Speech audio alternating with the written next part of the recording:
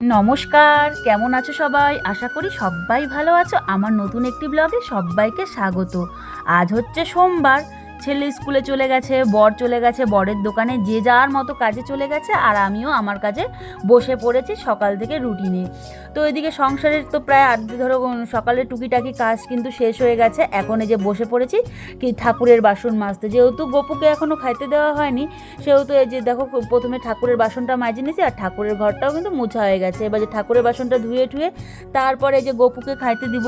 বেলাটা অনেক ব্যস্ত থাকার কারণেই কিন্তু যে গপুকে দিতে দিতে একটু লেট হয়ে গেছে। এখন কিন্তু প্রায় বাজে 9টা থেকে 9:15 এরকম এমনই কিছু একটা হবে।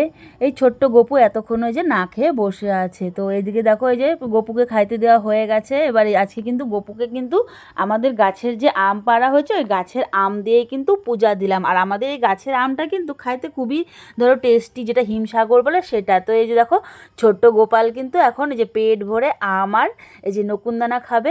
তো এই যে দেখো গোপালকে দেওয়া হয়ে গেছে। এবার এই যে কাল যেহেতু রথের মেলা ছিল, তো সেহেতু রাত্রেবেলা না বরমশাই জিলাপি আনছিল। রথের মেলার কিন্তু মেন খাবার জিলাপি, পাঁপড় ভাজা, লটকা তোমরা অনেকে লটকোনা এরকমই বলো।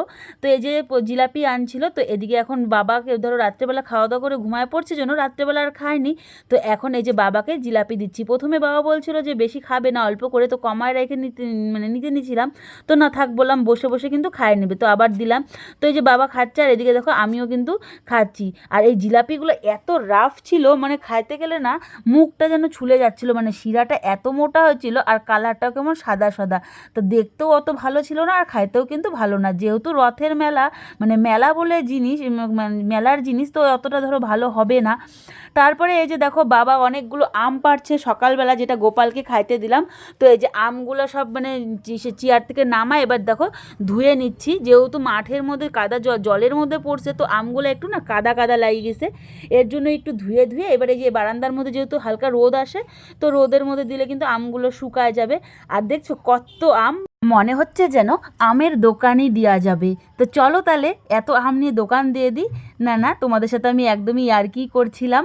তো এই যে দেখো আমগুলো এবার রোদ্রে দিয়ে তারপরে যে বরমশাই সকালবেলা না ছোটো ছোটো মাছ নিয়ে আসলো, তো সেগুলাই দেখো বাছতে বসে পড়েছি। যেহেতু এখন বর্ষাকাল, এই ছোট মাছটা কিন্তু অনেক ধরো বাজারে পাওয়া যায়। তো বর্ষাকালে যেহেতু মাছ ডিম পাড়ে, আর ছোট মাছও কিন্তু অনেক পাওয়া যায়। আর বর্ষাকালে এই ছোট মাছগুলো খেতেও কিন্তু অনেকটা ভালো লাগে।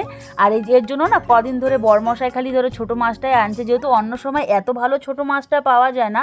নানান রকমের মাছ কিন্তু এই বর্ষাকালেই কিন্তু বেশি ওঠে, আর এই মাছটাও কিন্তু খাইতে দারুণ ছিল। তারপরে যে দেখো মাছ টাছ ধুয়ে এবার যে বসাই দিয়েছি রান্না। মাছগুলো ভাজা হয়ে গেছে, আলু আর বেগুনটাও আলাদা করে ভাজি, আর পেঁয়াজ কাঁচা লঙ্কাও কিন্তু এদিকে থালের মধ্যে কাটে নিছে। আর এদিকে হলো পেঁয়াজ, কালো জিরা আর লঙ্কা ফোড়ন দিয়ে ওর মধ্যে জিরার গুঁড়া আর লঙ্কার গুঁড়া দিয়ে একটু কষিয়ে তেলটা ছেড়ে গেলে ওর মধ্যে আলু আর বেগুনটা দিয়ে এটাকে ভালো করে কষিয়ে তারপরে জল দিয়ে দিব। জল দিলে ফুটে উঠে গেলে এই মাছগুলো ছাড়ে এবার ধইনা পাতাটা দিয়ে ফুটে উঠে গেলে কিন্তু রেডি আমাদের আলু আর বেগুন দিয়ে ছোটো মাছের পাতলা পাতলা করে ঝোল। আর আজকে না বরমশাই বলছিল যে একটু পাতলা পাতলা ঝোলই খাবে ছোটো মাছের, তো এর জন্য তোকে একটু পাতলা করে ঝোল করলাম। তো বরমশাইয়ের আবদার তো ধরো ওরকম করতেই হবে। তারপরে দেখছো এই যে এই কাঁঠালটার একটা কাহিনী আছে, দাঁড়াও বলছি। আর এই যে দেখো কত সুন্দর কালারটা আসে না, কালারটা দারুণ। এই যে কাঁঠালটা দেখছো, এত বড় কাঁঠাল, জানো এর মধ্যে থেকে কটা রুয়া বেড়েছে? তোমার ধরতে গেলে 10টা থেকে 12-13টা এরকমই হবে। তো এই যে কটা হলো ঠাকুর পূজা দেওয়া হয়েছিল, আর কটা শুধু যেই ভাঙছি একটু সন্ধ্যাবেলা আমি আর ছেলে খাইতে বসবো, তো দেখি যে 12-13টা রুয়া।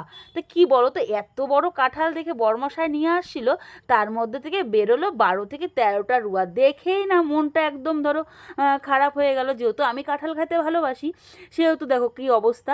তারপরে দেখো এই যে সন্ধ্যাবেলা যত সব কাপড় ধুইছিলাম, তো আজকে যেহেতু অনেকটা রোদ উঠছিল, সেহেতু কিন্তু কাপড়গুলো সব শুকায় গেছিলো। আর এই যে কাপড়গুলো ভাঁজ করে নিচ্ছি। তারপরে এই যে কাপড়গুলো ভাঁজ করে নিলাম, আর ছেলেকে ওইদিকে পড়তে বসাই দিছি। আর এবার চলে আসলাম রাত্রের খাবার বানাতে। আর আজকে বানাবো ডিম তড়কা। প্রথমে যে তড়কাগুলোটা প্রেশার কুকারের মধ্যে সেদ্ধ করে নিয়েছি, তারপরে ওর মধ্যে দুটো ডিমকে ভুজিয়া করে ওর মধ্যে এবার ধরো আলাদা করে রাখিয়ে দিচ্ছি। তারপরে ওর মধ্যে কড়াইয়ের মধ্যে সরষের তেলে জিরা ফোড়ন আর পেঁয়াজ পেঁয়াজটা দিয়ে হালকা লাল লাল করে ভাজে, ওর মধ্যে জিরার গুঁড়া, লঙ্কার গুঁড়া, লবণ, হলুদ দিয়ে একটু কষিয়ে আদা রসুনটাকে থেতো করে নিয়েছি, তো সেটাকে দিয়ে জল দিয়ে তারপরে কিছুক্ষণ এটাকে আমি কষিয়ে নিব। তারপরে কষানো হয়ে গেলে ওর মধ্যে তেলটা ছেড়ে দিলে ওর মধ্যে দিয়ে দিব ডিম ভুজিয়াটা দিয়ে আরও কিছুক্ষণ করে কষিয়ে তারপরে যে সেদ্ধ করে রাখা তরকাটা আমি করে রেখেছিলাম, তো সেটাকেই আমি কিন্তু দিয়ে দিব। আর তরকার যেটা জল সেটা কিন্তু আমি ফেলে দিইনি, তো তরকার জলটাকে আমি রেখে দিয়েছি। তারপরে দেখো এটাকে আমার কষানো হয়ে গেলে তারপরে যে ওর মধ্যে যে তরকার আমি জলটা রাখছিলাম, তো সেই জলটা দিয়েই কিন্তু এটাকে আমি ফুটিয়ে নেব। আর বরমশাই অনেক দিন ধরে বলছিল যে তরকা খাবে, এর জন্য কিন্তু এটা আমি আগে সকালবেলায় ভিজিয়ে রেখেছি। তারপরে দেখো যে তরকা দিয়ে ফুটে উঠে গেলেই ওর মধ্যে একটু গরম মশলা আর একটু তরকা মশলা দিয়ে কিছুক্ষণ ফুটিয়ে দিয়ে দেবো আমি ধনেপাতা কুচি। এরপর ধনেপাতা কুচি দিয়ে দেখো রেডি হয়ে গেল তরকা। আর তরকা হবে তার সাথে রুটি বা নান কিছু হবে না, তার বলে কি হয়? তো এইদিকে আজকে কিন্তু নান করব না, বরমশাই বলছিল আজকে নান করো, তো আজকে আমি নান করব না, যেহেতু অনেকটা রাত হয়ে গেছে সেহেতু কিন্তু রুটিই করব। এই যে দেখো আমি এই এখন হলো যে রুটির আটাটা মাইখে নিলাম। তাহলে আজকের ভিডিওটি এইটুকুই, দেখা হবে একটি অন্য ভিডিও নিয়ে। ততক্ষণ তোমরা ভালো থেকো, সুস্থ থেকো, আর হ্যাঁ আমার চ্যানেলটি করে সাবস্ক্রাইব করে দিয়ে আমাকে পাশে থেকো।